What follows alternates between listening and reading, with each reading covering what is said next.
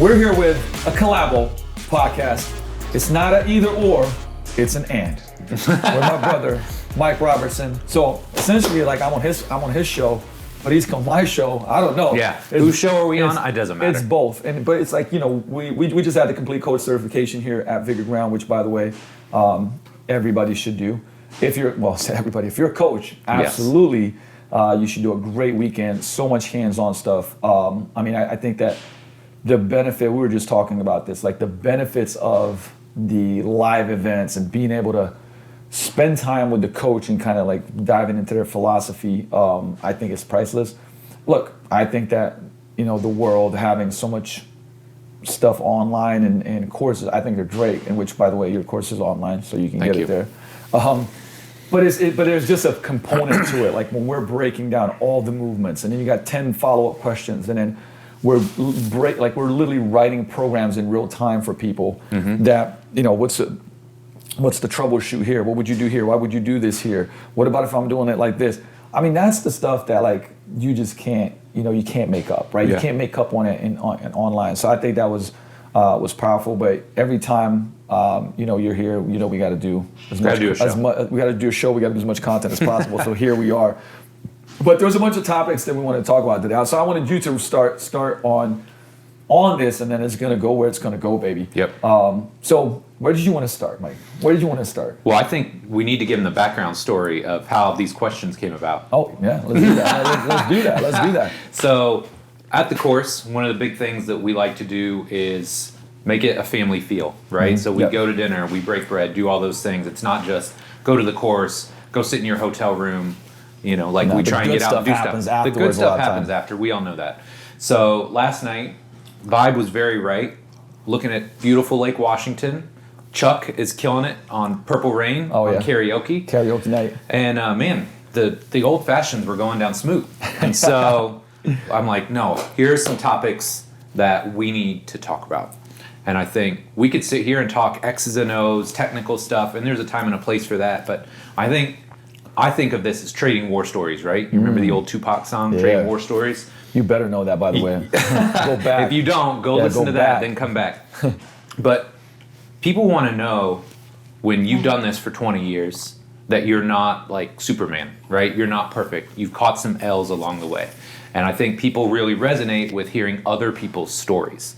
So I think we both have the questions here, but one of the main things I wanted to ask you is, how many years? 20? Are you 20 years? Getting close. 18 plus. Okay. Right, 18 plus. 18 years in this game.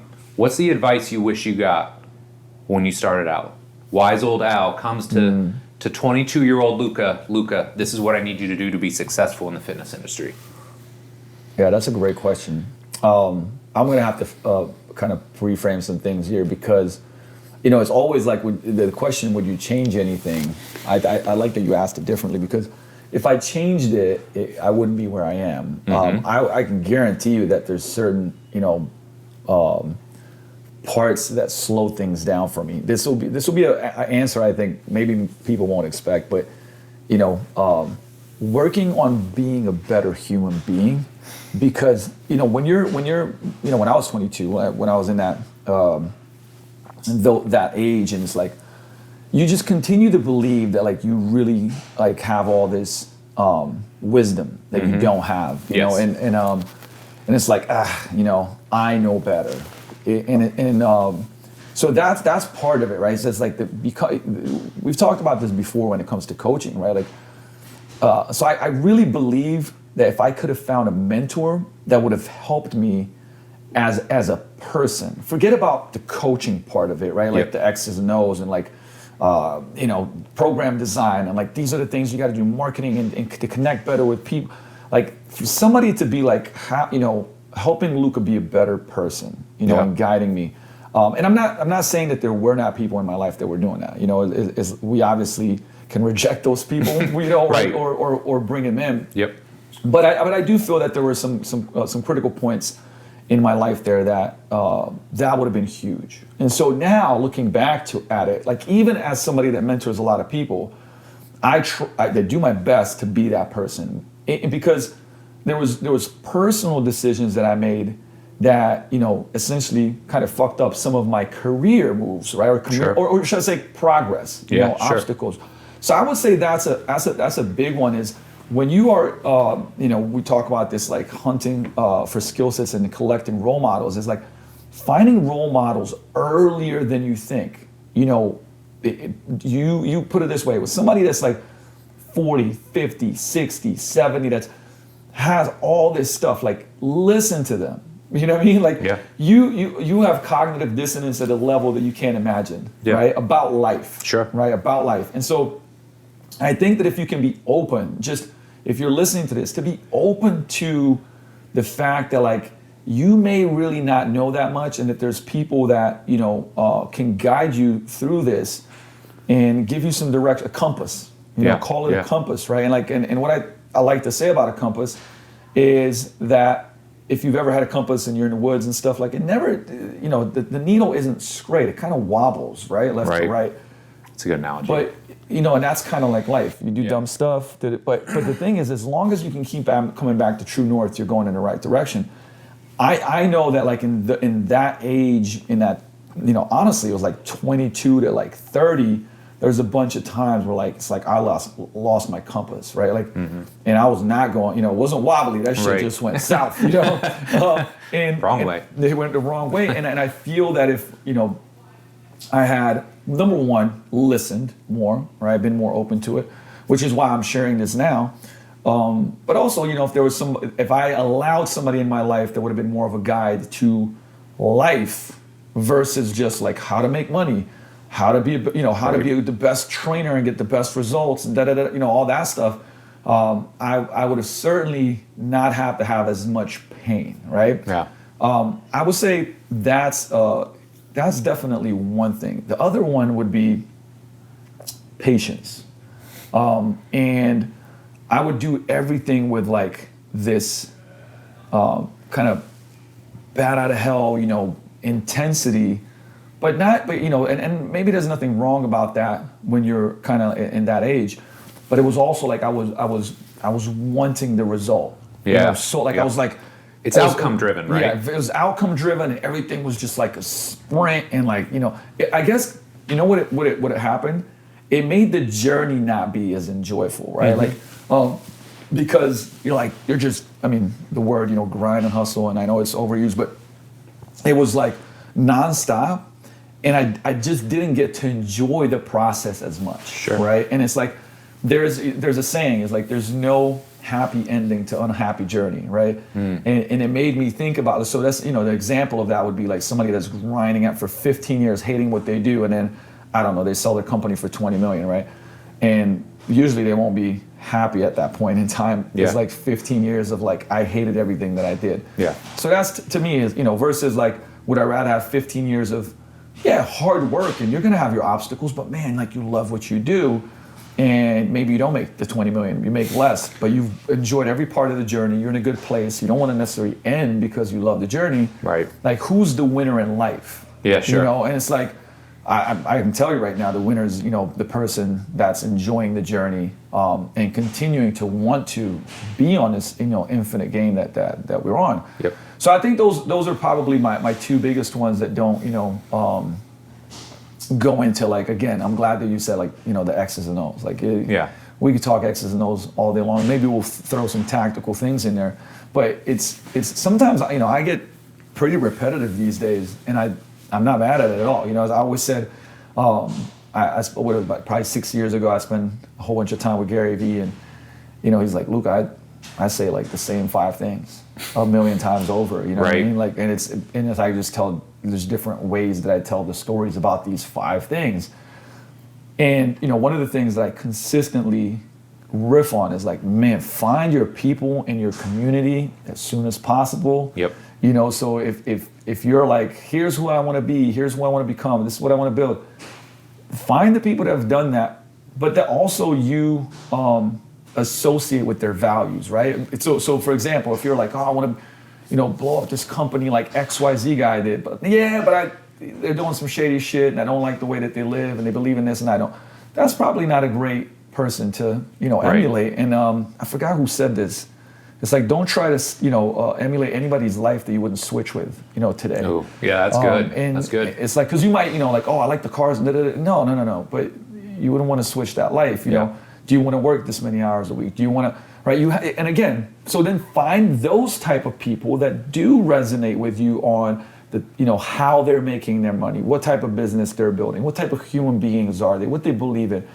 And then the sooner you find those communities, the better. And then that becomes part of your compass, right? Because if you're in those communities and those people care about you and love you and you care about them and love them, what starts happening? It's like, I'd be like, hey, Mike, let me talk to you about something. There's some, you're doing some shit that's not good for you, dude. Like, I'm just gonna let you know as my brother, bro, like, I'm going to tell you, like, and now you get that true north, that wobbly needle that takes you forward. And so, I keep repeating this over and over and over again. And you know why? Because it continues to evolve, right? So you continue to add good people to your circle. And it's kind of like, what do you call it? Nutritional displacement. When I talk about people's nutrition habits, like you add more protein, they stop being able to eat as many calories of other stuff because you're full, right? So it's like, add better people, automatically it's going to push out some other people that are like more on the edge of that negativity. So you keep doing that. You keep adding better people, and when you have contrast of somebody that's really good for you, it makes it way clearer who's not good for you. Oh, absolutely. Right? Until you don't add that, right? It's kind of like, and that's my story, but when I was sleeping 3 to 4 hours a night, that's all I knew. Yeah. So I was like, okay, I'm still gonna go train. I'm still gonna go work all day. I'm still gonna, then I hit the wall, and then I started having good nights of sleep because I was like, all right, I'm gonna get my sleep right. And then after a while, I was like, oh my God, this is what it feels like to get a full night's sleep. This is, I had the contrast, and then you don't want to go back. So I think it's the same thing here. Is like when you go, even like an event like this, right? Or you go and you see like all these people helping you, all these people positive and uplifting and trying to do great things in industry and open to learning, even if they've been doing it for a long time. And you go like, wow, man, I like this community. The community I'm around is always complaining, talking shit about others, pointing fingers. It's, it's the owner's fault, it's this person's fault, it's that person's fault, it's my parents' fault, everything's a problem. And you go like, damn, this shit is toxic. I feel like my energy drained. I just came from this thing and this thing gave me energy. I want more of that. Great. Now you know, right? And so it's just a process of constantly finding those tribes and building those tribes. And I legitimately think that's one of the most powerful things that you can do. Yeah. And looking back, the biggest lesson is like that, guidance in life, not just the skill set and career side of things. I think that's important, but the life part of it too. And then finding these communities that become, the true north of where you want to go. Right. Man. That's a great answer, dude. I know that wasn't a short one, but damn. Bro, that was a great answer. Man. And just to kind of put some of my own thoughts into this, like, because I was thinking about these, like, okay, well, what would my answer be, right? Yep. I got Luka. What would my answer be? And it's like a lot of the same themes, right? Number one, be patient. You'll get where you're supposed to be. But at the same time, having that work ethic, right? And having that hustle, because this is something you and I share, maybe not to quite the same degree, but we love to work, right? Like we love to work, we enjoy our work, we're passionate about it. And we see too many people, I think these days, and here's the contrast, right? You gotta work hard in the short term while playing the long game. And most people don't understand that dichotomy, right? It's like, I want you to explain that because I think that's good. It's good for people to hear what that means. So some people just think, well, I'm not good now, but in 20 years I'll be good. So they're not doing anything in the short term to make themselves better, and they just hope by virtue of time and hanging out long enough, you're good. But that's not the case. It's not. That's the person that spends 20 years living the same year 20 different times. Right? It's just like Groundhog's Day, time and time and time again. Because you're saying, I want to bring that up, because we were actually talking about this in the lobby, right? Like the example would be, if you get triggered by this, good. This podcast is not for people that like are trying to avoid, put it this way, if you're avoiding uncomfort, it's not for you. but it's true, right? Like for instance, I said events, when we have events here in Seattle, there's so few coaches from Seattle that come, and to me it's sad, right? Because it's like you have an opportunity to get better, right? Yeah. It's like 80 to 90% of people are like from Georgia, from overseas. I mean, we had people Yeah. from India come to the summit. Yeah. I'm like, hey, raise your hand if you're from Seattle. You know, we have 240 people in the crowd, and it's like 20 people, you know, maybe that's 30 wild. people. It's That's like crazy, right? And it's like, I know there's thousands of coaches here, but you know, to get to that point is like it's like when somebody says, oh yeah, I've been doing this for XYZ, that could mean nothing. And a great example of this is a story that Craig Weller told. I don't know if you know Craig, Yeah, right? oh yeah. And when Craig was, I think he, you know, when he was still, I think he still is with Precision Nutrition, but it was like his story about surfing. And he said, well, I've been doing surfing this is what my thought process was. I've been doing surfing for 6 to 7 years. So man, I'm pretty good. And then he went to a surfing camp for a week and he improved like 10 times more. I mean, he got 10 times better in one week.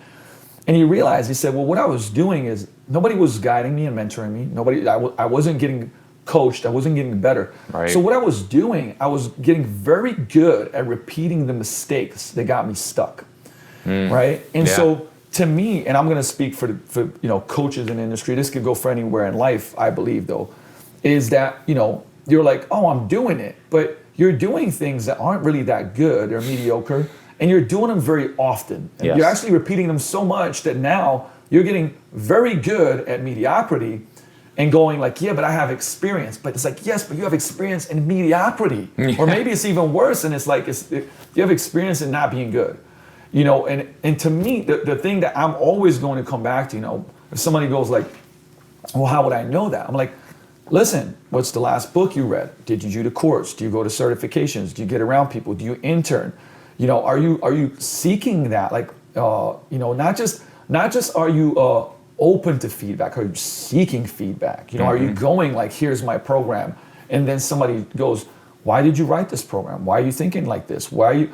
And you're like, well, right now now you're seeking it. Now the person might be like, that doesn't make a lot of sense. Like, let's break it down. Let's help you get better. So if you're not doing that, like your years of experience could just be years of experience doing something that's not that great. Yeah. So I just wanted to riff on that because we were talking about that. And I wanted to use that example because, man, like there's a bunch of stuff in my life that I was like, yeah, I'm doing it, right? For basketball, there was a coach that came to me and was like, I would used to shoot all these shots.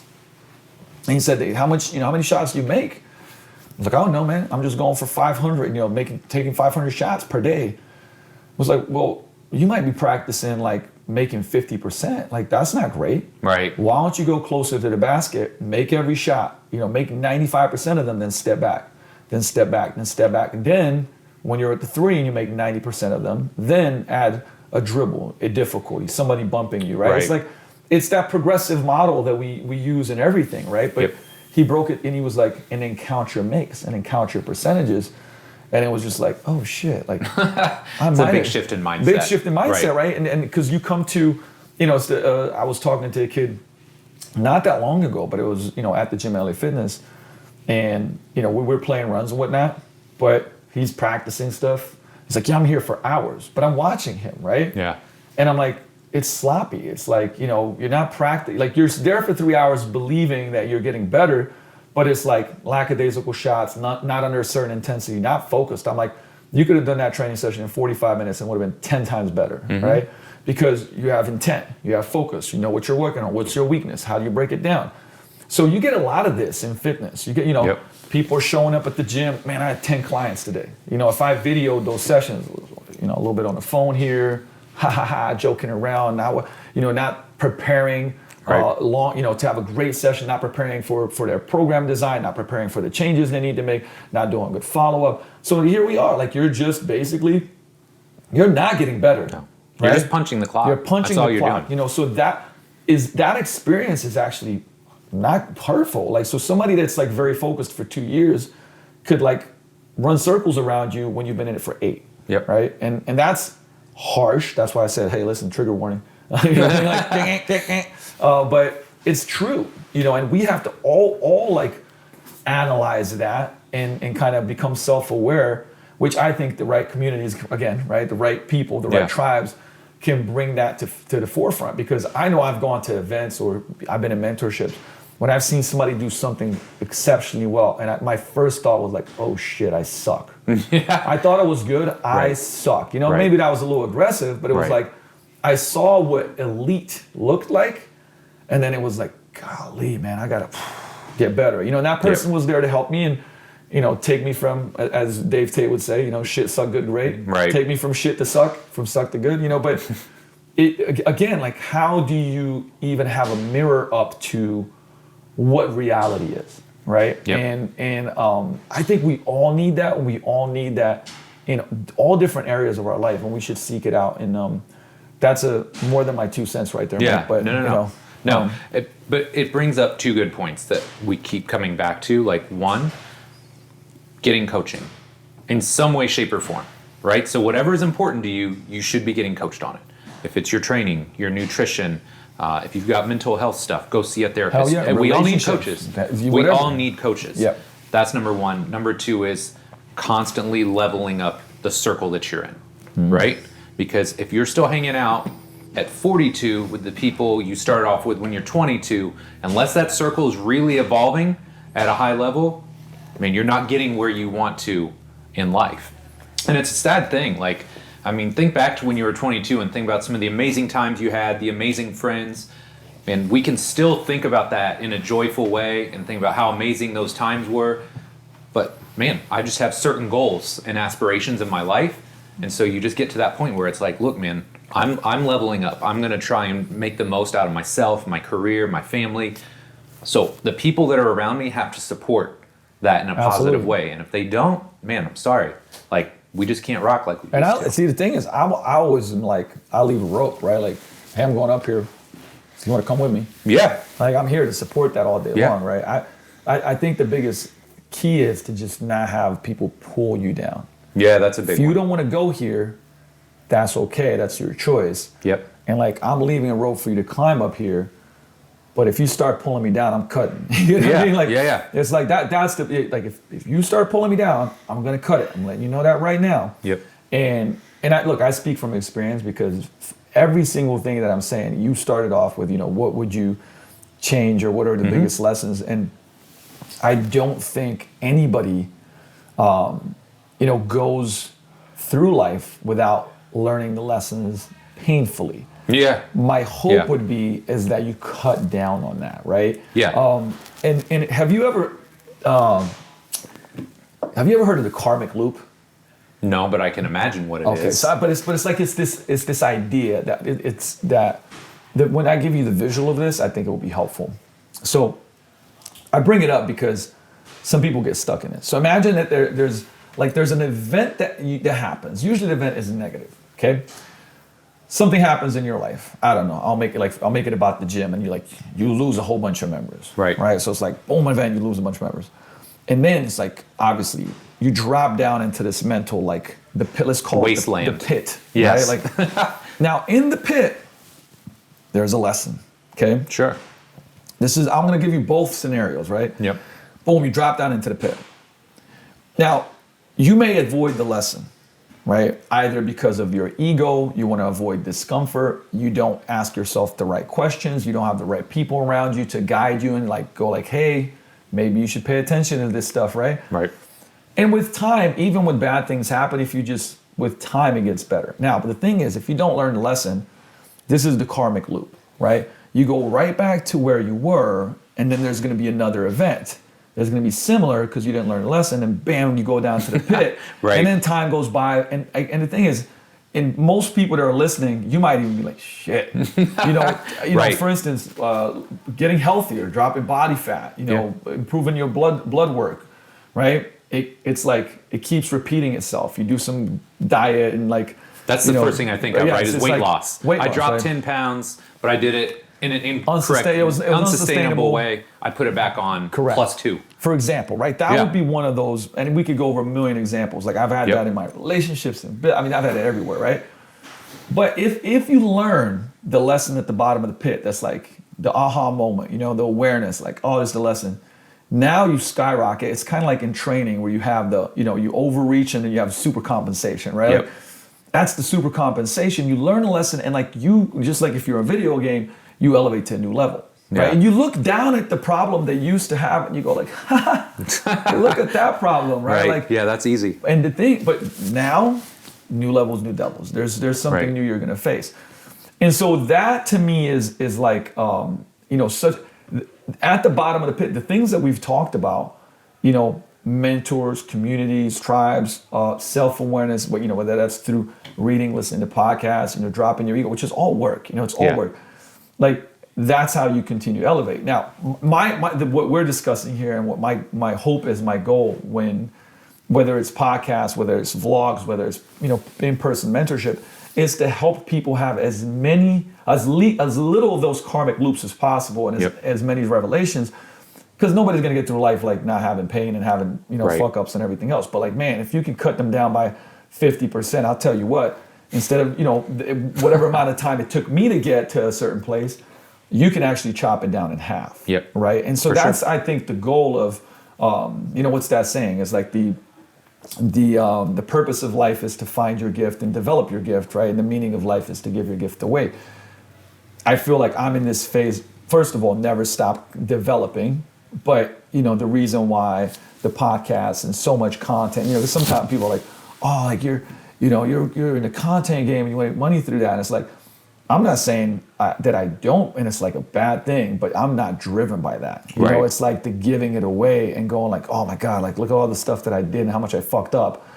I think like I get a lot of fulfillment, right, by helping somebody, there's like people Think about how many good comments you get, right? Like I noticed that, like how many people are like, yo, Luka, this is huge. Like what a big difference this made. God, how impactful you've been on my programming or how my body feels. Like that's worth it in and of itself, and it's right? like selfish or not, right? Here's the thing too, right? Like I think at the end of the day, it fuels us. I mean, in a selfish way, I would rather have that as my fuel and like my feel good than something negative, right? So it's like, oh, I'm helping other people. And I am hooked on like, I don't, you've been doing this for a really long time, like I have.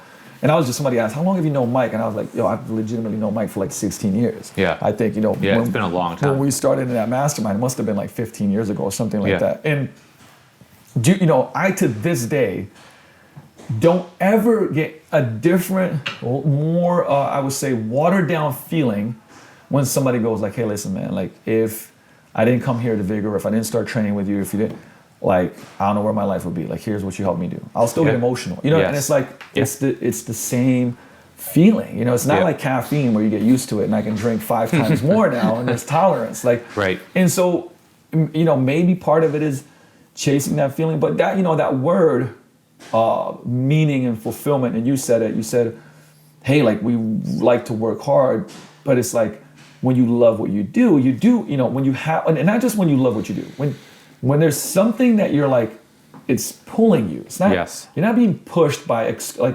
money that it's pulling you. And I know that like, it's very easy for this shit to sound corny, right? But you get like, when you've done something in your life, you get that feeling. That's what pulled me out of a bad place when I stopped playing pro sports and I'd coach people. And I'd make no money at that point in time. And somebody'd be like, man, that was such a great session. I feel so amazing. Thank you. Like, and I was just like, oh my God, the feeling. The feeling that I get from that. And that got me hooked. And it's like, it's never stopped. So I think that, again, finding, and again, to reiterate this, you don't find purpose, right? You forge it, which is a question for you, because I've shared this quite a few times, but when for you was it the time where you were like, all right, I'm gonna go all in on this, right? But it's not like you loved it, because I know you started in rehab, right? And then PT, and it's I mean, I would assume not things that you were like, I'm fired up this morning to go and treat this, and some people are, but I'm saying like, I know that you weren't. What point do you go, this is my path? Even though I don't feel super skilled and confident in it, but I'm going to forge, and maybe you didn't think that at that time, but like, I'm going to forge this, this purpose. Man, probably earlier than most would expect. Like I remember being like a sophomore or junior in college, right? And I just met Jess, my girlfriend at the time, my now wife of many, many years. And I just remember telling her like, look, when I grow up, I'm going to be a trainer and I'm going to have my own gym and all this stuff. Like I had that vision. Now, it took a long time to cultivate it and bring it to fruition. But that vision is what kept me going, right? Because look, like those years in Fort Wayne, man, it was a time, it was an energy suck. There was a lot of like just negativity. I mean, you talk about just bad vibes, bad juju in the workplace. It was not fun. So the things that pulled me through were, okay, one, I knew I really sucked at rehab, like really bad. And just my personality, I don't deal well with sucking. So I'm going to be here. I'm going to be the best rehab person I can be. And not maybe for all time, but every day I'm going to work to get better. So that was part of it.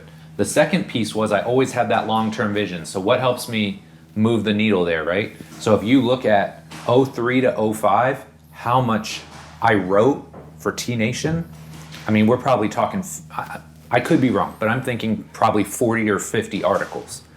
Every time that's at least one, that's like more than 1 month. Yeah. Like no, I was crushing. Yeah. Like, here was my routine, right? Because I worked a lot Monday, Wednesday, Friday. Tuesday, Thursday, we got to go in a little bit later because we would like power lift and do our training. And then I'd have like an hour and a half.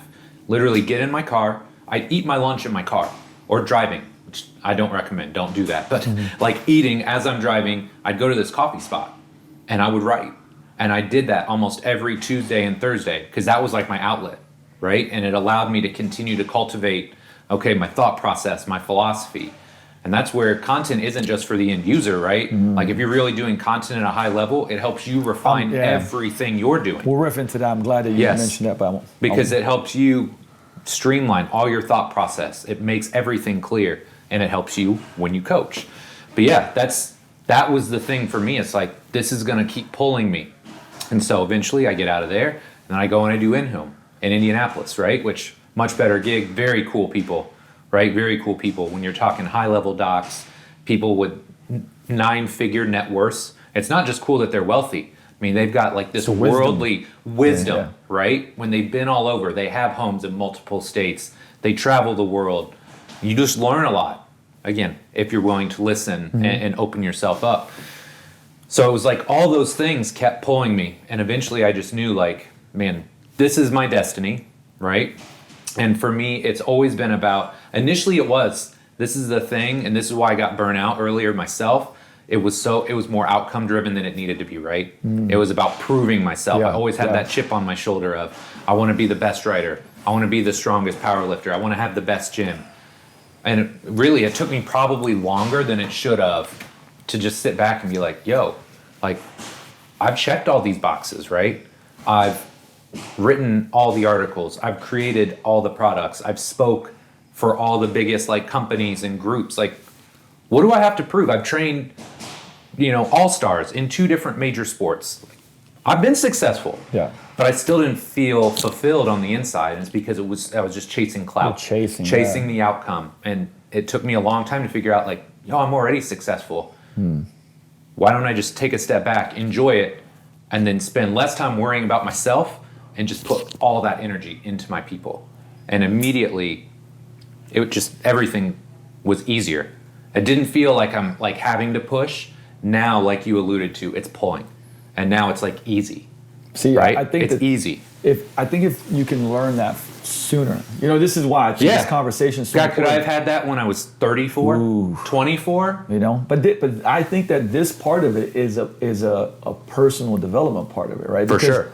I was seeking, for me, it was seeking significance, right? I had all these traumatic things and that were leading me to be like, no, like I'm great, I made it, I'm good enough, and so you're always like, you do a thing and it's like, no, I gotta do more, I gotta show everybody, right?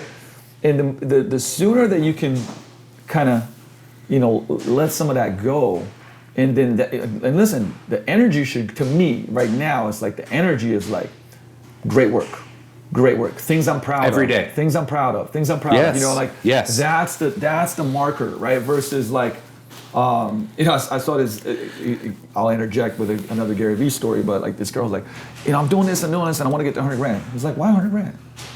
Why not 200? Why not 500? Actually, but why even, these numbers are irrelevant. Like why not like just do great work, be patient, because the thing is, what I realized is that like, when I was thinking that way, and look, if you have a business, I'm not saying like numbers are important. Like you got to know your P&Ls. Yes. Like you got, you know, more money's got to be coming in than going out. You got to have your net margins. You got those are important things, but you can't attach all this stuff to it. So I like on one side, you better know your damn numbers. You know what I'm saying? Like you better be tracking just like you'd be tracking anything else to watch it improve.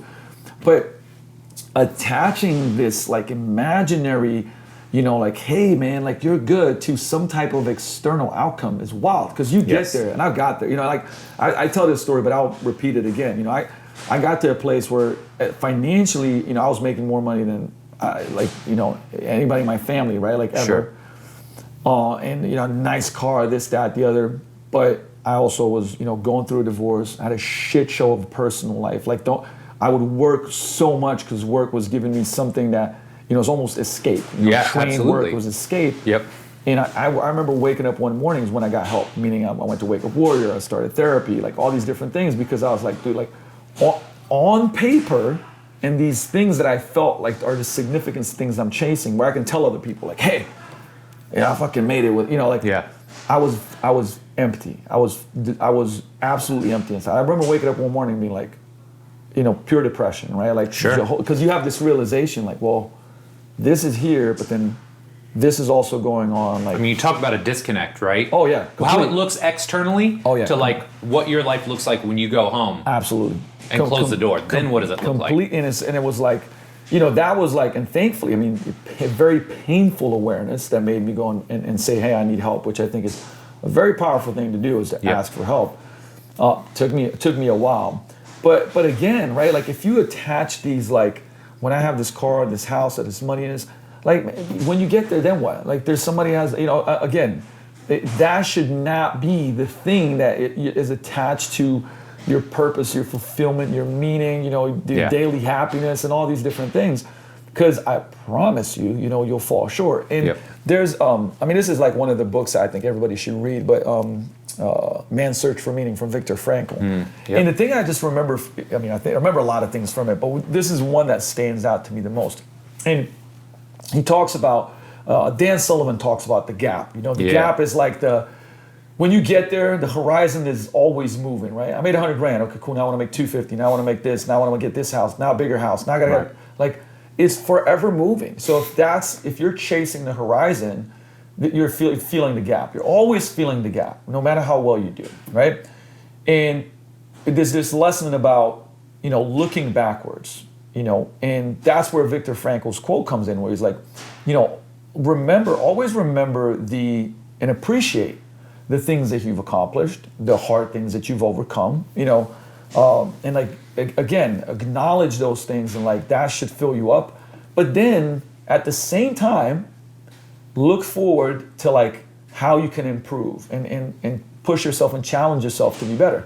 In that space, he calls positive anxiety, right? And that was like, you know, I remember because I studied a ton of Dan Sullivan stuff, strategic coach stuff, and like that came up, and I was like, oh man, this sounds a lot like Viktor Frankl stuff. I went back, read the book, you know, I found that thing, and I was like, okay, this is making more sense now, right? To be able to be like, hey man, like it's good to look at your wins and victories. We teach our clients this stuff, right? Build confidence, build self-esteem, but strive for more, because we are, you know, again, like the infinite game. It continues, right? So the sooner that you can figure that out, and you might be listening to this and going like, I don't know what the fuck these guys talking about. Like, these guys are old. Why are they talking so much? But again, like if it resonates with you, like hopefully it does, and in some of these kind of like points that we're bringing up, you know, you'll start seeking out, you know, the people and the communities and the knowledge around this.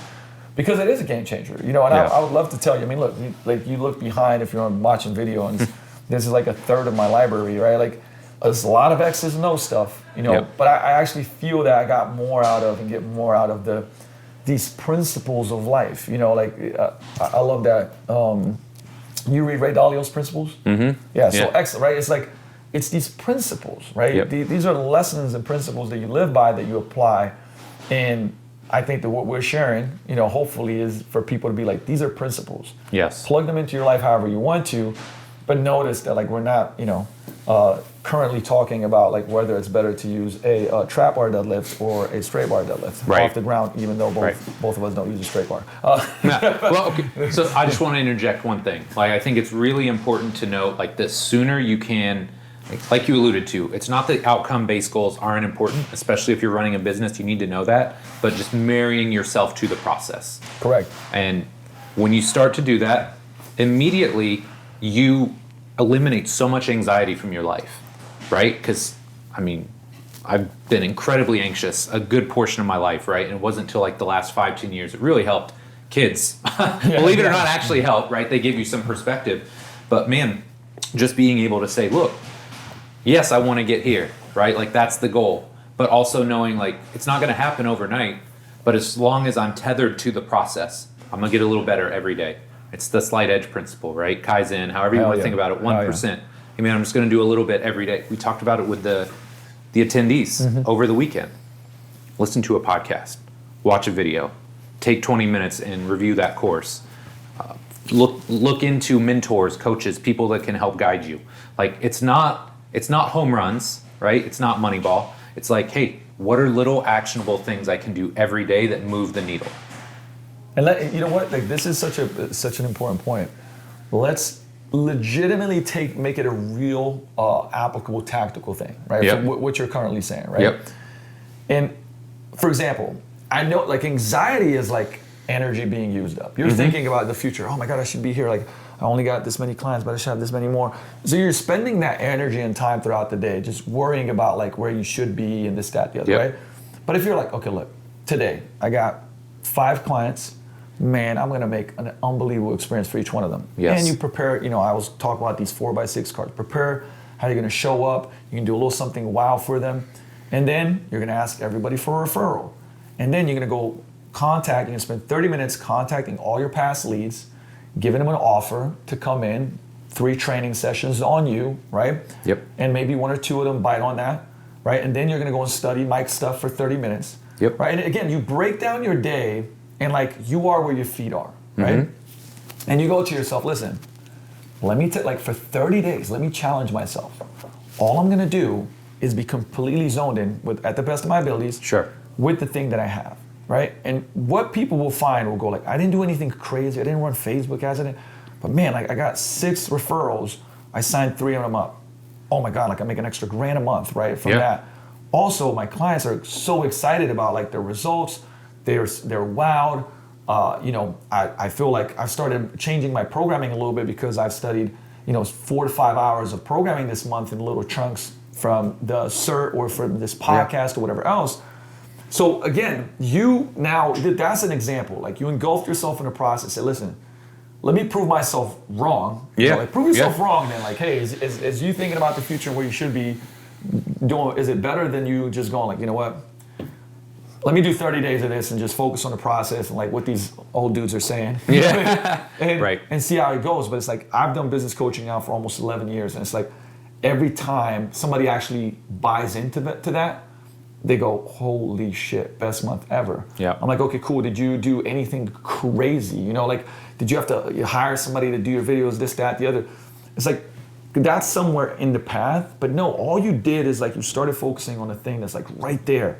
And this Cornelius process that we're talking about, and because you were doing that, like your effort and your results from that were so much better. Right. And that's, by the way, like I know that as things grow, I got more businesses, I got more stuff going on. I continually have to work on that. Like there's certain areas right now that I'm like, man, I'm not where my feet are enough. Right. I got to do a better job of that. Right. So don't believe that like it's like you get it. And then that's it. No. It's just like once you're scoring 30 points at the YMCA, once I put you with the D1 guys, you're scoring 6, bro. Right. You gotta level up. There's right? levels. And so I think that's a really, really big thing that if you can, again, take people, this is what I love listening to still, podcasts and people and books, whether it's Kobe where he's just the process all day long. It's like the journey is the dream, you know what I mean? And once you like actually viscerally understand that, like it's a game changer. right? But here's the other thing: if you don't get it, you're never going to get to where you could. Correct. That's what's sad too. Yes, absolutely. Right? If you can't wrap your head around this, and at some point, if you can't just marry yourself to the process and love that journey, you're not going to get as far as you should, and that's sad too. So you have to kind of get your head wrapped around that. Like, look, man, this is not like there's not in game. No. Right? You and I talk about this all the time. There's not just, oh, I'm here, I'm done. Kick your feet up. That never happens, right? Because once you get to a certain level, then you're exposed to better people. And just like you said earlier, right? Like, oh, damn, I suck. Now it's like, oh, my new suck, right? I was here, now I'm here, but now I feel like I suck again. That means you're in the right room. Yes. Hopefully they're not doing that in like a rude kind of way. It's like a self-realization of like, no, this is a new level. Now I got to get here, right? And then you get a better circle. And that's how it works, man. That's how you evolve. But because would you even want to? You know, there's a stat that was like that. No matter whenever you retire, right, you got 9 years to live. I've heard that. I've heard that stat. Right? So it's like this idea that you get to a place and then things become just super easy. I mean, it becomes smoother, like because if your skill set is a high level enough, right? It's just like somebody goes like, dude, you put up 3 posts? Like I get frustrated like doing 3 posts in 3 days. Right. And I'm like, dude, it's the skill set. I've just done it so much that it doesn't stress me out. Like I'm not stressed out by it. Yeah. But you have to practice to get to that skill set. But would you ever want to be done anyways? It's just, why would you want to, you don't want to I'd be miserable, dude. No. I would be miserable to be around. The game changes, right? Yes. When you got kids, the game changed. But it's like, you're still playing the game. Yeah. It's just a different type of game, you know? And to me that, like, you know what's really interesting when you said, if you don't get it, if you don't get, like, the process, like, man, you're always going to be behind. Yes. This is what's sad, but like, it you know, if you get it, this will change the game for you. There is, you know, people like, they're looking for the secrets. They're looking for the thing. And the thing is, there is no thing. Like we share, like we share everything, right? Yeah. There is. The problem is that 99% of the people don't believe it. So when you don't believe, right, then you don't do, because it's like, no. That guy that's made it, there's something that he knows that I don't know. Yeah. The secret sauce, right? He knows these people that I don't know that I can get access to. So again, like this belief is blocking you, right? And that's why you can't, because it's like, man, I'm not special. I just work really hard. You know what I mean? Like I'm a kid from Slovenia that like, I was like, I'm hard-headed. I mean, if I have a superpower, that's it, right? But I think that's an exciting thing. You know, I tell people, I'm like, man, like you can do unbelievable things. And also too, like, you know, for everybody that's listening to this from around the world, you'll kind of get this, but like, you know, in America, like legitimately everybody has opportunity. If you're willing to put this work in. There are places in the world where it's significantly harder, you know, even with, you know, even if you have the knowledge and you have the desire, it's still significantly harder to make things happen, you know, and I acknowledge that because I've lived in places like that. I grew up in places like that. And so if you're in the US, man, there is no damn secret. And we live in a world where we started, think about this.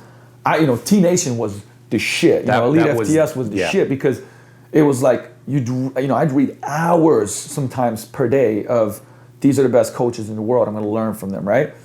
But now it's like online courses, social media, podcasts, YouTube. I mean, everything is free. Like if you have the time and energy to be able to learn and then, you know, learn it and then go apply it, right? Yeah. Man, like you don't need, honestly, like it's not like you need all this money. You just need time and energy to be dedicated to that stuff. So I think that's exciting. Yeah. That should be an exciting thing rather than something that's like stressful. Well, here's the crazy thing about now. You get to pick the medium. Correct. Right? Video was not a thing in 2003, right? So even if I could just kill it on camera, right? I'm like the best looking dude ever, six-pack abs. Flip cam. Wouldn't matter. Wouldn't matter, right? Because video was not a thing. Audio wasn't a thing. I'm still streaming Napster in 2003, right? Yeah. Just stealing every song that I like. Look, I hated English, right? Like if you know me, I'm a science like nerd, science, math. That's the way my brain thinks. How on earth was I getting articles published? Like it's still mind-blowing to me. I got paid to write articles and I was the worst author on the planet. I just wanted it, right? So I read everybody's stuff, right? I'm like, oh man, this person does this really well. So now I'm a consumer, but I'm putting it into practice. more I write, the easier it gets. Now, like you just alluded to, video's not stressful for you, right? Because you've done it so many times. You know kind of how to make it work. You got to go through the ugly phase, right? It's like the adolescence of whatever medium you choose, written articles, podcasts, blogs, doesn't matter. Go through, right? Go through the ugly phase, put in the work. It's not going to be pretty up front. Like that's something too. Like some of my favorite people on like Instagram, YouTube, people that have massive followings. They'll be like, yeah, look at how many posts I have. Go all the way to the top. Find the first. Watch that video. And you'll see there is no secret here, right? I just screwed up so many times. I put in so much time, so much effort. I continued to learn. Now, boom, this is where I'm at. There is no secret sauce. No, because you did, I mean, you have, at least give me a tentative. Like, how many articles have you written? I mean, okay, so if you it's hundreds and hundreds. I mean, I think it's actually more. If you include like blogs, because remember, blogs, you're young people, blogs, web, blog. Insane. I'm not kidding, Luka. I think I've created over 1,000 written pieces of content between articles, blogs, newsletter. I mean, I'm not even counting newsletters. No, I'm not.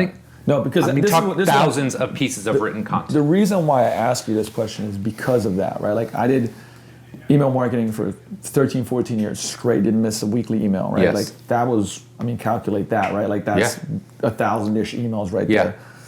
I have like probably a couple hundred blog posts, right? Which means that you for sure have over 1,000. And you start looking at that and you go body of work, right? And whether it's like, you know, now I have a couple co-written books that I don't really count, but like now I got a 500-page book that's coming out. A year and a half of work on that. Hundreds of podcast episodes between two podcasts, hundreds of guest podcasts, right? Yep. I think I have 10,000 videos combined somewhere. I'm sure. You know, and it's like in Facebook posts, this, that, the other. The reason why I bring this up is because I guarantee you from Mike, you know, the first 100 articles, you know, you weren't getting paid for it or asked to write or whatever else, right? Like, I mean, my first 135, actually combined with the other one, probably 200 podcast episodes, thousands of posts. I didn't get asked to write an article until like article 85. Somebody asked me to write an article for a site that was getting traffic. Didn't get paid for it, by the way. Right, you know, but it was like, the reason why we bring this up is because it is so important to understand that like there is absolutely no way of getting there without that process and that work. Like, you know, and I don't know how, you know, your approach was. Like one of my approaches for writing that I still to this day kind of take is if I like a writer, I started mirroring how they wrote, right? Mm-hmm. So I would write copywriting technique, right? Yes. So it's like I would go, I remember back in the day it was like Bornstein Romanello, and I'm like, oh, I like the way that they write. And or Nate Green, who's a good friend of ours. Yeah. Nate was an incredible writer, and he was cool because he'd help me out with it too. But I would legitimately go like, this is his headline, this is his subheadline. Then he has subheads in the blog. I'm going to copy that exactly. He's got this many words. So I would just literally take the format and then write my own stuff about a topic in there. Because I'm like, I like this format. If I just copy the format and then insert my own stuff, it can't be that shitty. So there's formulas to all of it, correct. Right? You know what I mean? Same thing. I came across Andrew Chaperone and Ben Settle in email writing, right? And I was just like, 250 to 350 words. You know, before I was doing like these really long emails. Right. Then I start doing them, it's a little bit more edutainment. And I'm like, what are they writing? How are they writing it? Okay, cool, I'm gonna write that. Subscribe to their newsletter. Okay, whatever they write, I'm writing the same thing but about different topic, right? Yeah. And it's like, and now you do that 100 times, guess what? Ask me to write an email. You know, like done. Boom, 10 minutes later, done. 10 minutes later. Article, like, right, you know, a while back, Sean was like, you can write these articles for on it, you know, like more SEO articles, good pay. Yeah. And I hadn't written like a lot for article stuff, right? Yep. And like I'm ripping, you know what I mean? Yeah. I send that back to him with videos. He's like, "What the? Huh? How do you get this done?" So you know what I mean? Like when you get a guy that needs to write this for this long and videotape this long, and like it's just that something that used to be hard, right? That new levels, that you look at the old problem, right? You go. Right now, you haven't wrote an email and it feels like the world. You know? Right. Oh my God, I'm going to spend 2 hours writing this like 300-word email. Yep. While we're over here like knocking them out. But that's the thing. You know what I mean? It's just like when you give Jordan the ball, you're like, hey, give this guy 10 in a row. Right. And it's like it's nothing to him, right? But it's all the stuff underneath it that got him there. And the thing is, like, the longer that you're pausing right now on doing this shit, the longer it's going to take, for you to get good at it. And it doesn't have to be an either or, because here's the thing too, right? Every single coach that I know that's done really well with media is like said, man, if I wasn't coaching, it'd be really hard for me to do media stuff because I wouldn't know what the hell to talk about. I just be making shit up. Yeah. So you wrote, all the articles that I read. I remember the first article that was like, oh shit, I got to learn from these guys, was Neanderthal No More on T Nation from you and Eric. And it's like you were writing that through the lens of I'm coaching people, here's what I see, right? And the same thing on Instagram. It's like, oh, here's stuff that I'm doing with my clients. Here's things that I'm finding out. Here's this, that, the other. Vlogs we'll shoot today. It's going to be about real world shit that we're experiencing. And it's just like, hey, here's some stuff that's going to help you out. So again, like you have the knowledge, even if you're not like at, like the elite level, whatever you think that is. If you've coached clients, even for 6 months, for a year, for 2 years, you got experience from helping those people out. Talk about those things. Like you have it, but you got to start doing it. It's not an either or. And the more you have to start writing about it and documenting it and doing videos on it, the better you become as a coach. Absolutely. It's like it's this beautiful like upward cycle. Absolutely, right? Yeah. So I mean, okay. I'm gonna go back to these because we riffed on this, man. I'm gonna start with you on this one. What's your favorite moment in your coaching career? Oh my gosh. Yeah. Hey, listen, that's your question. Shit. Man, we can talk like clout moments, right? Yeah. Like Roy Hibbert being an all-star, that's pretty cool. Being in Indiana, loving the Pacers growing up, that's cool. Seattle Sounder, Chad Marshall, put in the work. I mean, he was a world-class player before I ever got to work with him. They all are, right? It's not like we make them. But seeing him win an MLS championship, MLS Best 11, Defensive Player of the Year, like fucking boss. I can say things like that. Can I give you something? Oh, one other one, Ed Sumner, coming off that Achilles, coming back, getting a contract, playing at a high level. Things like that, I'll never forget. But my favorite coaching moment isn't even on the gym floor.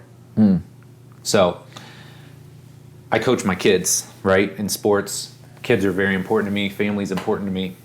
And last year was, unfortunately, the last year I got to coach Kendall in soccer because she continued to level up. Now she's in a travel program. But man, we got this team last year of soccer girls. And I don't know how it is here. I don't know if it's less crazy in Seattle than it is in Indiana. Crazy. These people are psychos. Yeah, it's crazy. Right? Like they got the same team together from when they're first grade to whenever. So they've got literally these teams that have played together forever. Well, we don't have the team that's been together forever. I got a couple girls. I literally get the 14 cast-offs, right?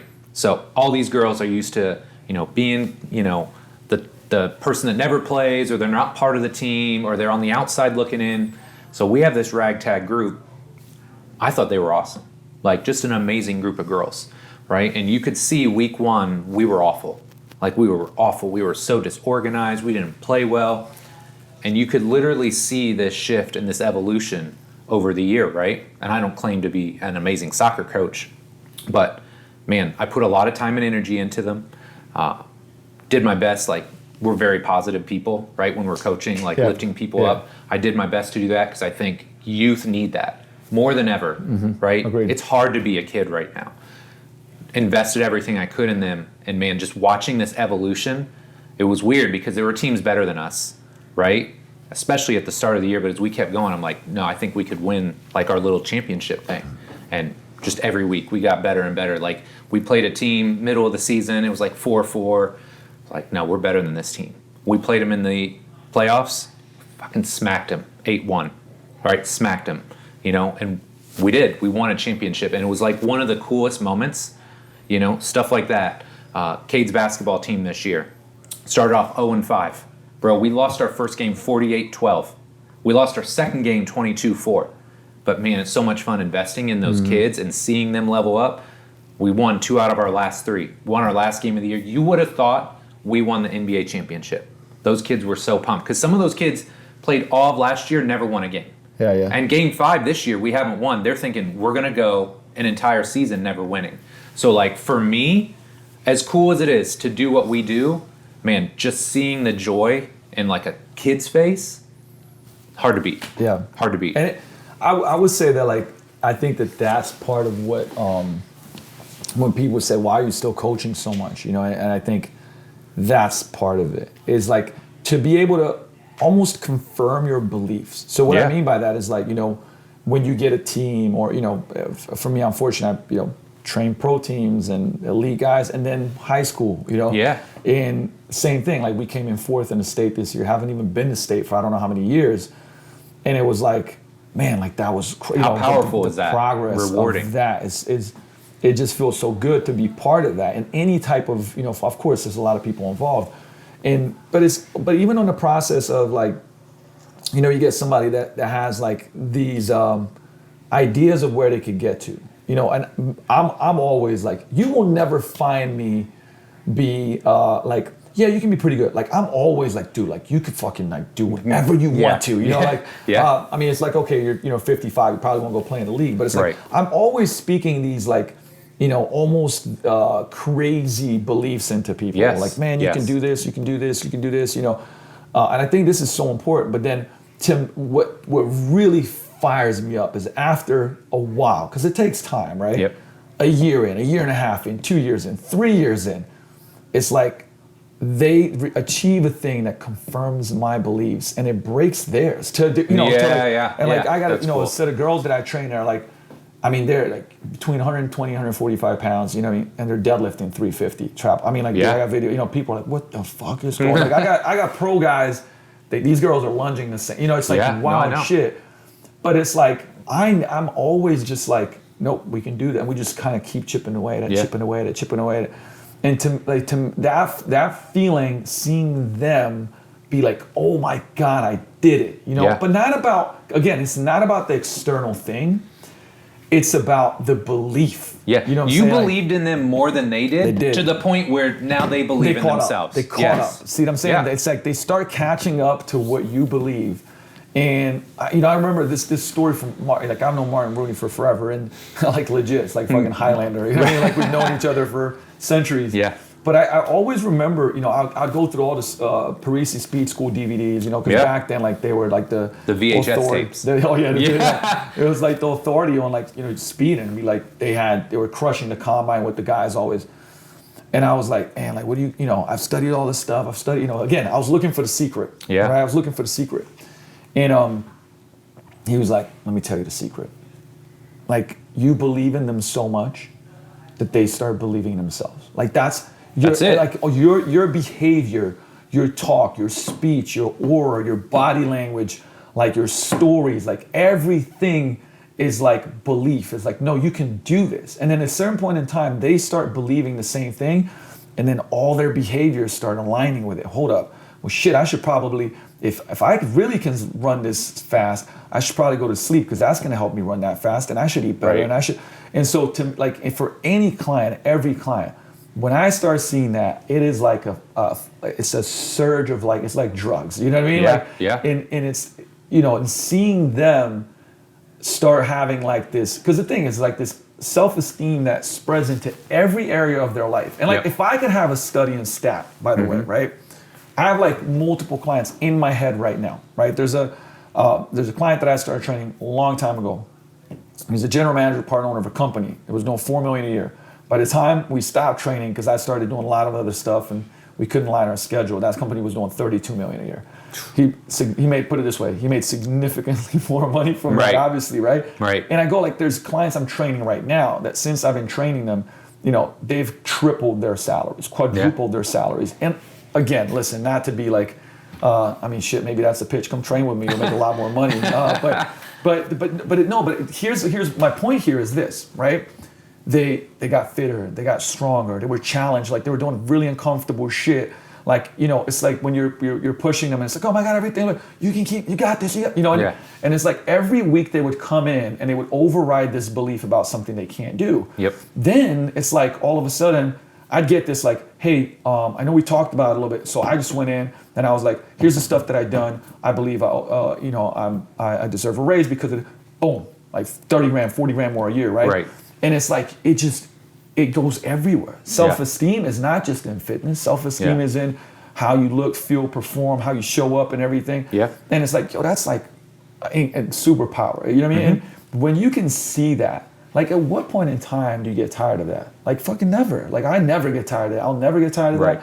And it's like, you know, people come in and out of your life, and there's new people that you get to help, and it just never stops. And it's like, that's not, I would say, frustrating. It's the opposite way. Like, it's exciting. It's almost like it starts, the journey continues to start. You know, I have these foo dogs, right, that I've tattooed on my arms, and it's like the beginning and the end, you know, and it's like the end of something is the beginning of something new. And that's how I look at it. It's like always new opportunities. And if you operate that way, I believe, you know, this stuff never gets old, right? You keep learning, you keep applying, you keep improving. You know, things change, but that doesn't mean it's bad. Right. It's just the evolution of yourself, and you keep reinventing yourself.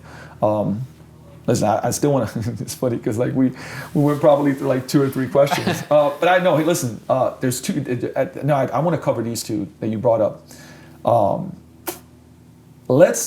We'll do this one last. Let's go. Advice that social media hates, but that's 100% real. Whew. Social media hates. It's 100% real. Yeah. I'm throwing you this alley-oop right here, buddy. Look, here's the problem with social media, right? Everything is a quick fix. It's a hack. It's one thing. It's not the process. It's not where the one thing fits in the grand scheme. It's, I mean, just like, I don't know. Like, that's what sells on Instagram because it fits like the ADD personality and fits what you want, right? Yeah. If I get on IG, I'm not looking to like reshape my life. I just, my knee hurts. I want to figure out, Quick hitter. Hey, untwist my knee so it feels better, right? You know, give me a hip flexor stretch because my quad's tight, you know? But that's not how life works, right? And I think one of the things that's frustrating, I don't know if I'm going to perfectly answer this question. Should have done a better job of asking my questions for myself. But like, when it comes to life, when it comes to training, coaching, whatever, it's all about context. I feel like we talked about context a lot this weekend. What may work great for one person is going to work awfully for the next, right? So you got to kind of know all the rules of engagement. When we were writing programs, it's like, okay, what are the list of limitations and constraints? Let's get that on the board now. So we kind of know what are the rules of engagement and where do we go from there. Social doesn't work like that, right? It's just like, hey, fix my knee. Hey, fix my hip versus, hey, man, here are all the things that you probably need to consider before you do that one thing. And the thing is about it too that because of that, there is, you know, because you want to go on social media and you kind of know the rules of engagement, right? Like, I think all of us, like, we want to educate. We understand that, like, oh, this might do better on social media, and so we put it on there. But it's impossible to give all the context, right? It's impossible. Like, you can't. It's absolutely like impossible. Literally, it limits you from doing that. And so then, you know, I was just watching Ben Bruno's thing, and somebody goes like, "Oh, your client's left lat's tight. You should never have him pressing overhead." It's like, oh my God, here you go. Thank you. you. Know what I mean? Thank you, internet expert. Yeah, like thank you, troll. You know, but it's exactly what happened. Like, I've become completely like numb to this stuff. You know, especially the Facebook stuff, which is blown up, and people are just commenting like and being, you know, saying like wild shit. And of course, like it makes no sense to go back and create context because they're not going to take it. But again, I think that this is more so for the people that are, one, listening to this, educating, and or consuming right on social media. And by the way, if somebody asks me the context, I appreciate it. Right? If somebody goes in the comments and goes like, "Hey, what about this? What about this?" Let's have a discussion. I'll cool with that. I'll DM and start having a conversation, right? But to me, it's like, educating in snippets is fine, and you don't have to give all the disclaimers because again, like then it just becomes copy of disclaimers and stuff like that. But just understand that, like what Mike said, you know, to break the rules, you got to relearn the rules. We talk about principles so often here that if you understand the principles, you can enhance your education through social media, short or long, right? Because if I went through Complete Coach and you understand R7 and you understand the frameworks you're looking through and you understand expansion and compression and these, now when you see something, you can go like, oh, this is a great tool. This is a great method. This is a great exercise I can add to the things that I'm doing. And because you know the rules, you know the principles, you know the context, like you're learning and you're winning. Otherwise, it just becomes like, cool shit. Yeah. Right. And again, look, I'm trying to give the framework for if you are a coach and you're learning from somebody, or if you're a coach and you're educating, like these are the things you got to know to get the most out of it. Yeah. Right. Because otherwise it's very, very easy to get lost. Because man, like this, I would say that this is a problem. Because it's like, oh, I'm going on social media to get my education, but what you're not doing is you're not learning the principles. Yeah. Right. You're not learning the depth, and like you're just learning tips and tricks, right? Correct. Tips and That's tricks. what you're learning. And it's like depth is needed. You know what I'm saying? Like I feel like there's not enough depth happening, and I guarantee you, like Chase is nodding because it's like, okay, when you're doing video, when you're doing this, when you're like you gotta have depth. Yeah. Right. Otherwise, you become the person that's like the circus trick pony, and it's just like it's all like, let's go viral, let's do this, let's do crazy stuff. But the truth is, I believe in like education through social media, like podcasting, the videos. Like I think it's awesome to be able to do that. But again, what's difficult is scarce, and what's scarce is valuable. Which means that like writing 1,000 articles makes you really good at understanding and communicating. Doing thousands of videos, going and studying like the principles of adaptation and training, and then going and learning from the best coaches in the world and how they do their things. That gives you depth. Then you can use, like I said, these rules of engagement on social media to enhance, right? And I feel like that's a very, very important thing, because I think that, the answer to like, what do I hate on there is, number one, is that people talk over each other, and there's not like unfortunately, there's not enough people that just go like, like if you do wonder why they're doing that, ask it in a respectful way, like don't be disrespectful. Sure. Don't do anything that you wouldn't do in real life. I mean, at the end of the day, like we're humans and we communicate, and it's hilarious to me that like, you go on social and like you'd never communicate with somebody like that in real life, right? Ever. You wouldn't have that tone. You wouldn't be a dick because you'd probably get slapped. Like, there's things like that, and it's like, and also you just wouldn't, you in real life, that would a person be like, I don't want to talk to this person. I don't want to engage with this person. So, bringing like the real human being on there and looking through that lens will help you be better on social media. Yeah. And I think that there's too much judgment, and it's like it doesn't matter which way it goes, right? Like it's like the experts, are judging other experts, and the people they're asking them questions. Like, man, just be more human, man. Like that's, I would say be more human. That's like a universal truth. I would say other things to just help you navigate that landscape.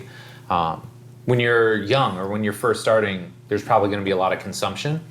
Make it a goal over time to create more than you consume. And something we talked about a couple times is people are always like, oh, what do I talk about? What do I create? Like it's like this, from the ether, and you're inspired and you create. No, it's like, oh, that conversation I had the other day with the client who has the knee issue. Okay, that's my next post. Dude, think about so the vlogs that we're going to create today. We're literally things we talked about this weekend. We're creating them because of, these are the things that you taught because of the clients that you have that you've helped, and we're just sharing it. Yeah. Right. So legitimately, we're like, oh man, that was great. Let's do that. Let's do it in a shorter format. Like, let's just talk about this. So you're literally, you just have to get out of your head and be like, somebody else has talked about it. Well, Mike Robertson has already talked about this, right? But it's like, you know what? But the people that are following you, not Mike. And it's like, and maybe your message resonates better with them because they like you, or they don't know who I am or Mike, whatever, right? Like that's your circle. Yep. And you're going to say it differently than I will, than Mike will.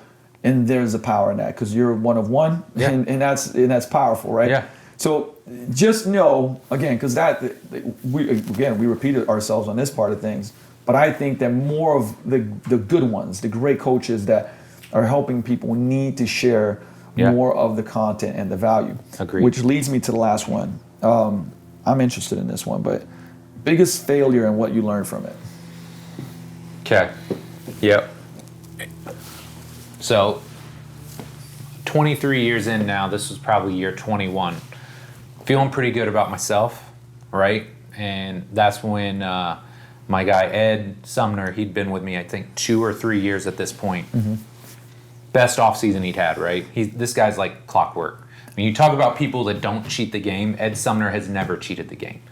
He's there at 8 a.m., 5 days a week, does a session with me, gets in his car, goes to the basketball spot, does his hour-and-a-half session there. He does not cheat the game. So they start doing open runs. And legitimately, he sends me a text. I don't know what number in this queue I am, but before it even gets out, he's texting me, Mike, I just tore my Achilles. I want you to know before anybody else does. I don't know if I've ever felt worse on a day in my life. Like, ever. It was the worst feeling ever because this is a guy I care so much about. He believed in me, right? He'd spent time with me, and to have that happen crushed my soul.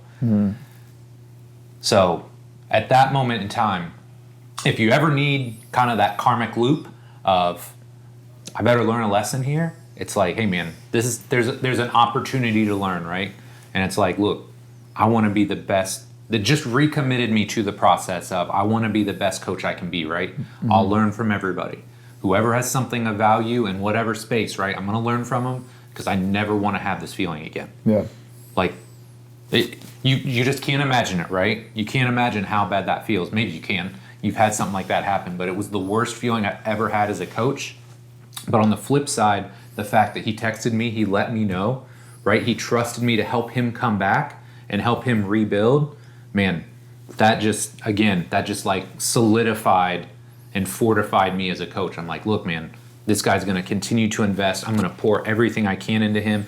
Bro, you best believe I was on PubMed that night, Google Scholar. Yeah. Talk to me about Achilles tears. I'm following what was KD doing?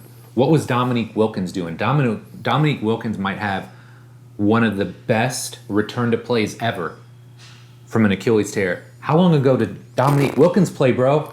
20 years ago? So years what? ago, yeah. He never hit me back. Yeah. I was hitting him on IG. I'm like, please, tell me what you did. Because he did something different. He came back and he averaged 30, bro. So, like, it just kind of re-energized me. Not that I was low energy, but it's like, wherever I was, now I'm on a whole nother level. Because, like, I never want to feel this again. And I'm going to put everything I can into my own education so I can continue to pour into these guys, man. Because, I mean, I love what I do. But, man, I never wanted to feel that again. Talk about, man, like having a setback. And I know that because that feels like a setback. And there's nothing. I mean, when you feel like you've put in all that work, and because to me, it automatically becomes personal. Like, fuck, what did I do? I felt like the worst coach. Contract year coming up. I'm like, man, this guy's about to get paid. Yep. And then to have all that happen, worst feeling. But what did it do? Like, it lit a fire under you to make you better. Absolutely. You know what I mean? Like, absolutely. See, like that. I mean, I can relate to that. I got actually some stories like that. But I'll riff on. I mean, I'll go back to, for me, my biggest failures were personal failures. Also, too, like I'll bring those two up. One was my marriage, and like I fucked a lot of that stuff up, and it taught me more than, because it's like that failure taught me more about coaching. And let me show you why, right? Yeah. Because for instance, in the nutrition and fitness space, at that point in time, I was very much so like, man, like I have these clients, they're getting great results. I got these clients getting pretty good results, and there's a bunch of clients, I mean, good percentage that like aren't getting the results. Yeah, sure. They're not getting worse, maybe they're getting a little better. Right. But to my standards, right. like not where they should be, the word should. Right. And I would be judgmental, like, man, why are they doing this shit? Like, this is, simple, because I owned that space, and I was confident and had self-esteem and had habits and everything else in that space, right? But when I would say things in my personal life fell apart because of my own doing, by the way, right? Yeah. I started going like, why, I literally, had to come to Jesus moment. It was like, why do I do stupid things that like hurt my life? Why am I sabotaging myself? Correct. Why am I sabotaging?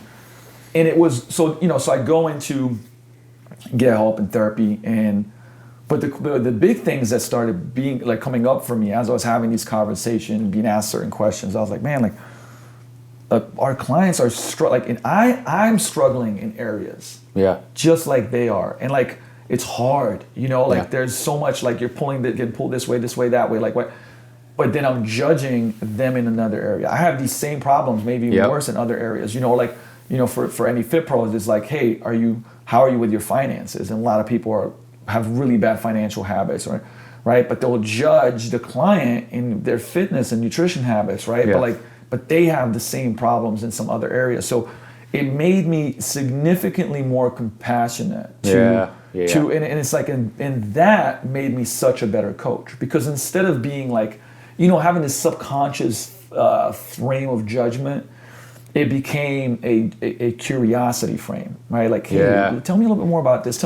Because I was discovering all these things about myself. Like, why did I do these dumbass things, right? Like, why did I mess things up? And it made me such like significant. It took me on a journey of behavior change and psychology, and I remember when you were going through all that. Man, and it's like I did shadow coach from Debbie Ford. I mean, you had crucial conversations. Yeah. I mean, everything you can imagine. I went into it and dove into it, and it was because of that. I was trying to discover myself, and in the midst of it, I was discovering, what other people are going through and better understanding them.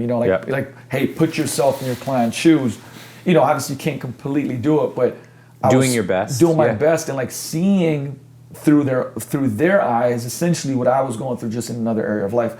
And now, listen, this story is not here to tell you to go completely fuck up your life in some way. So you learn. I would hope that but it goes back, full circle, because this was the last question that we wanted to touch on, to come back full circle. What I started with was get people in your life that become these mentors of life, right? Yeah. And I'm, that led me to that, because I didn't have that and I lost myself. And it's like, it's very easy to go like, yeah, man, I'm making money and I'm like, enough people know about me now, blah, blah, blah, right? But it's like, dude, if you don't take care of the human part and who you are, things are gonna go wrong. Yeah. You know what I mean? Like, so, Can I ask you a follow-up to this? Absolutely. Because I'm really intrigued by this. Because I think we all do this at some level, whether we know it or not, right? We're subconsciously judging somebody about something, but it's also the same thing that we have an issue with. Yes. You know what I mean? Yeah, like you secretly loathe something about them, but it's only because you do it that it's so noticeable. It's a projection. Yes. Yes. It's a mirror. So, I would highly recommend that two books that you read. One is Loving What Is by Byron Katie, and the Dark Side of the Light Chasers from Debbie Ford. Debbie Ford has excellent books. Another one is like Why Good People Do Bad Things, and it does tend to be that like somebody triggers you. So for example, I'll actually give you an example, by the way. Disloyalty, like I have loyalty tattooed on my body. It's like one of my values, right? And so disloyalty like triggers me at a level that's Do you speak Slovenian? Do you get to 9 or 10? Yeah. I told Mike that like whenever I get really angry, I start speaking Slovenian. So that's when you got to run. But the thing is that I realized, because I hated myself when I was disloyal.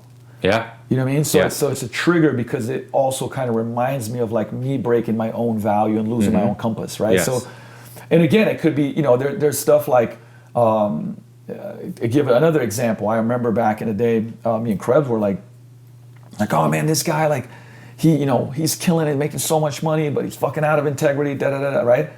And we were like, why are we getting triggered by this, right? And the trigger was because we weren't doing all the things to put us in that seat of, driving revenues and things like that. So we were triggered because that person, regardless of how he was running his business, it triggered us because we weren't putting in the same amount of effort. Yes. Right? Yes. And so when you are triggered, for example, you're like, man, that person's success, What it is, majority of the time, is that it's your subconscious basically reflecting back to you, like, you're not putting this effort in and this work in. Yep. And so what you do is you point a finger. Now, you got to remember this. This is really important, okay? Wherever the finger points, that's where the power goes, right? So economy, government, friend, this person, that person, my boss. You're just giving away power. The moment you turn the finger to yourself and you go like, it's on me, right? Now power goes back to you. Now it might be uncomfortable, but you can change it. So I gotta ask my question. Come on. Oh, my bad. Let me ask the question. Okay, so you're looking at these people, right? And you say like, oh look, no, like I've got a problem with this person, or they're doing that, or whatever.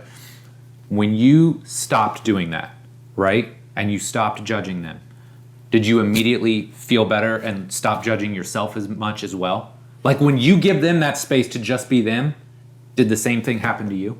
Yes, because of awareness. Because I realized, because the thing is, judging yourself leads to judging others. Yes. Right? It's like, I mean, look, this will sound cliche and corny, right? But it's like, how do you fully love others if you don't love yourself, right? Like there's always, again, there's always blocks, right? So it's like, you have to, just like you go like, man, they didn't know what, this is like, I forgive them, right? Like, right. But you got to forgive yourself. Like it was the difference between shame and guilt, right? Guilt is like, guilt can lead you to a better decision. I'm guilty of making this decision and taking this action, but it's not who I am. See, shame, you believe you are a bad person, right? Yes. And so you have to be, because I was ashamed. When I went and sought help, and by the way, like I'm going to keep repeating this, seeking help, raising your hand, saying I need help. One of the most powerful things you can do. I need help with my business. I need help with my fitness. I need help with my personal life. I need help here, there. Like powerful. It gives you power, and people are there to help you. So for me, I was ashamed, hiding it. Like no, like I can't let the world see and know. Like I got to pretend I'm this great, I got everything figured out, like because again, seeking significance. I don't want people to know I have all these problems, right? Yep. So the moment that I was like, I need fucking help, like this is all falling apart, and I had to, and somebody taught me about the guilt shame. It's like in Shadow Coach, I went through that, and it was like shit, I'm ashamed. Like I didn't, because after that I started talking about it, right? I would go on podcasts, I'd go on shows, I'd do videos, and it was very uncomfortable for me. I wrote an email, like, oh my God, what are people gonna say? And there were some people that were like, talk smack and this, that, the other, but it was freeing because it was like, that was my process of forgiving myself, talking about it and going like, yes, I'd made these mistakes. Here's what I think happened, and dealing with it, and when you do that, like here's what was so amazing is that the more I shared of my pain and faults and everything else, the more people opened up and were like, man, like it allows them to like really open up to you. Absolutely, and it's like, and it gives your clients permission to open up, and now you can actually help them more. So this is the part that I really feel in coaching is just not talked about enough. It's like this human side, like becoming a better human, which part of it is, guess what? Forgiving yourself, loving yourself, not being judgmental, forgiving others, being more compassionate, more curious, right? Like all these different things that takes work and practice to develop. But the thing is like, how are you going to be a great coach if you don't seek out the things that you need to be better at coaching as a human being, right? And again, that might be therapy. That might be like, groups that help you be aware of some things, right? So this is, I think, the number one kind of contradiction is that most coaches, and like this again, trigger warning, if you coach, like, do you believe with your heart and soul in coaching and what it does for people, right? If the answer is yes, do you have a coach? So, and I mean, like, do you have a coach that you invest in time, energy, money? Yep. And do you have a coach in the area that you're the most stuck in? Because this is, because it's like, yeah, absolutely. I'm doing this program design course, and it's like, how good are your program? I'm pretty damn good. Okay, cool. What area of your life are you like running away from? What area of your life are you like, I don't want to face it? That's probably where you need a coach. And the thing is, and that's going to make you a way better coach for your clients. Yep. Right? When you go into the area of discomfort, like, hey, like business, people, they said profit and loss statement. Oh my God, I'm getting anxiety just hearing that word. You don't know your numbers. You talk about advertising, but you're running your own business and you're starting to like shake right now and pacify. That's probably an area that you might have to invest time, energy, and money in. And because again, and you'd be like, well, how's that going to make me a better coach? Because you don't have good enough profits to make a better customer experience. You're always scarcity mode. Can you be a great coach if your bank account's in the red, you're freaking about the next day, you can't do continuing education? Hell fucking no. Like you can't be the best coach. So all of these things are interrelated, whether you like to believe it or not. And again, I believed up until that point in my life, bro, I've done every certification you can imagine. I I mean, this, that, the other. What do you want me to tell you? You want me to tell you insertion points of this, that, Right. But it's like, but I was not the best coach. I had a whole bunch of shit that was holding me back from being the best for my clients. So, I would hope that our conversation today is making a lot of people feel uncomfortable, but it's going to make you do something, be a catalyst for change. Yeah. Because, like I said, I would hope that you don't have to go through certain things that we went through, painfully. Yep. And you'd go like, okay, let me explore this. And now you don't have to have that, that very painful, wreck before you have a realization. Yeah. As always, dude, this is great, man. Dude, we could keep going. I mean, we didn't even touch on all the questions, but that was the case. That was the case. I knew that was going to happen.